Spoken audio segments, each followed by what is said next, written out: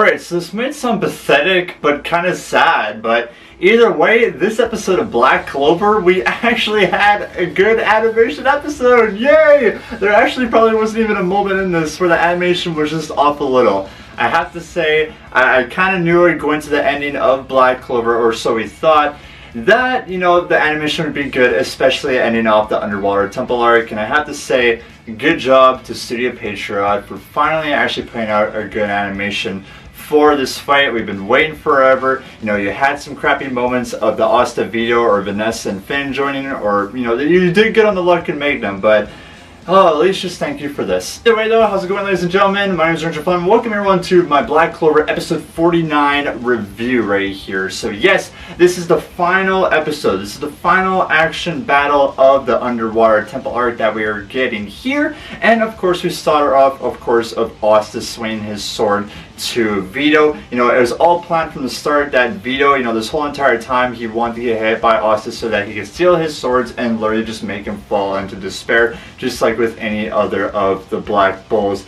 And I have to say one thing, it's probably one of the most emotional episodes that we had yet, just because from Asta's character, I talked about it in my last review that if it wasn't for him, you know, the Black Bulls wouldn't be who they are now. Even though at this point, you know, in the episode, or even just at Black Clover, that this guy's hands are broken. He can't do anything. He can't even lift like his sword up or anything like that. He has to use Vanessa's, you know, puppet strings to control his whole body. Just like he's a puppet in general that he wants to keep fighting. And it's a pretty cool moment that, you know, Vanessa even said to Asta in this episode that even though he's a kid, you know, this whole entire world, you had to have magic, you know, if someone has like a different grimoire or a different power, but Asta's a guy that wasn't born without any power whatsoever, and it's mostly just teaching everyone that you can become something great even though you don't even have, you know, a power whatsoever. So it's a pretty cool, sad, emotional moment as usual, and it's also a fight right here, you know, it's not just giving up, you know, as a fight, because, you know, if you give up, everyone will be destroyed, everyone can be killed,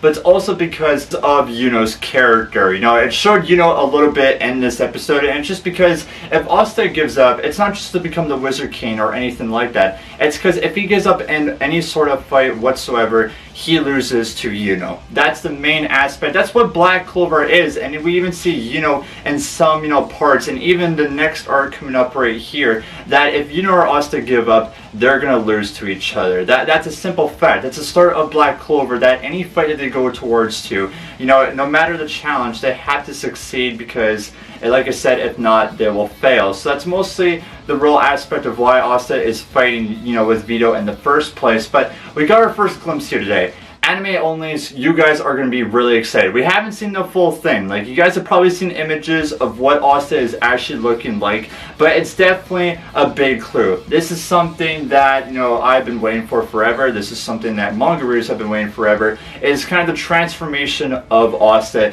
and his next upgrade. I'll talk about his upgrades in a different video, but, you know, his full upgrade, we almost get to see it in this episode. And Vetto even understands it as well, that he's not fighting someone just like an ordinary magic knight. He's fighting someone that's like him. He's looking to Asta like a demon. We even get that part, you know, kind of a reveal, or the narrator saying that, you know, the 3-leaf clover represents faith, hope, and love. And then, of course, the 4-leaf was, I'm pretty sure it was just to the first Wizard King. I kind of forget the meaning of the 4-leaf. And, of course, the 5th leaf means demon. So we get to see the fight right here. And what I said about the animation in this episode, why couldn't they do this throughout all the other fights? Like, you had a little bit of crappy animation here or there, but finally, like, such a perfect thing to end off, of course, the Vetto fight, and I loved it. The animation was crisp. I love seeing the demon kind of appear here yet again. We see a little bit of glimpse that we see, like, probably in just a second, of Asta, and of course, I think it's his right eye that's red with the black marking. You guys will see that soon in Black Clover.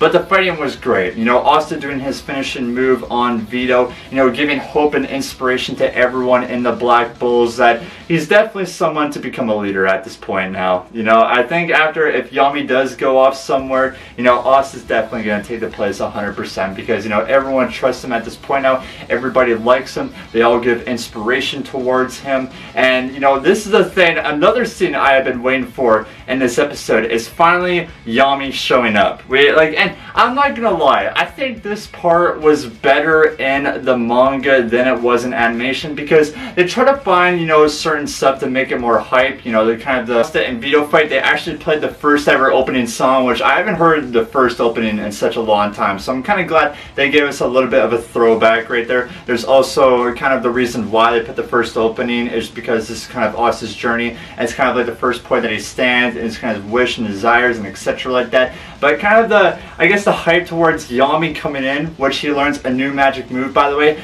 Finally, this is Yami's development. I have been saying, you know, because throughout all the Underwater Temple arc, everyone will get this sort of development, and Yami figures out a new spell that he, with his dark magic, he could actually cut through dimensions against somebody else. This is a pretty big magic move for Yami and his character in the future of Black Clover. You know, this move specifically, when he gets in a fight with someone in the future of Black Clover, definitely something to look forward to. Of course, I don't want to say anything due to spoilers. I'm not that type of guy. Of course, if I do ever a spoiler review, make sure to go check that out. But yeah, definitely him coming in with one swing, he defeats Vetto, because Vetto's purpose now, since he can't fight, he figures he just blow himself up and just destroy all the black holes and everyone in the Underwater Temple. It's kind of like a thing to what Light was doing, you know, trying to, I guess, commit suicide to destroy everyone, all the Magic Knight captains and some of the Black Bulls when it was during the cave arc. But of course, since Yami of this new power, he cuts Vetto and just wins everything. You know, just with one swing, he's done for. And I kind of like it that the old geezer's like, thank God I didn't let this guy participate in the games, because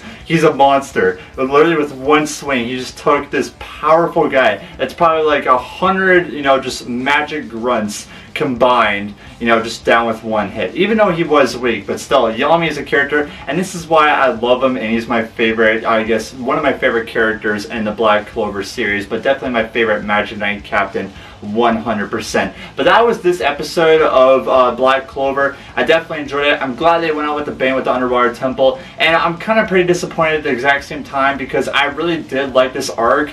You know, they had the moments like Magna and Luck versus Vetto. They had this moment right here. It's probably due to the animation slacking here just a little bit. But either way, I think they went good with the Underwater Temple. They're not officially done yet. It's going to be next episode. That's going to be the finale for it. But if it's action and all this stuff that you guys probably surely like, this is the end of it. This is done, over with. It's mostly just talking, get ready for the next arc, for a next episode here that's going to be coming out next Tuesday. But I hope that you guys all enjoyed my review right here. It was a great episode. I loved and enjoyed every single one of it, and I feel like this episode here today, guys, deserves a 9.5 out of 10. Definitely an episode I'm going to continue watching over and over, getting ready for next week. And of course, I'll bring out my Black Clover video that's going to be talking about Season 2, the future of it, what is going to happen, predictions, etc. like that. But I hope you guys enjoyed. Make sure you guys to leave a like if you haven't, comment down below what your favorite part of this episode was here today, and subscribe to the channel. That'd be greatly appreciated. But either way, ladies and gentlemen, we'll see you guys next week for another Black Clover review. Much love, guys, and as always, have yourselves a wonderful day.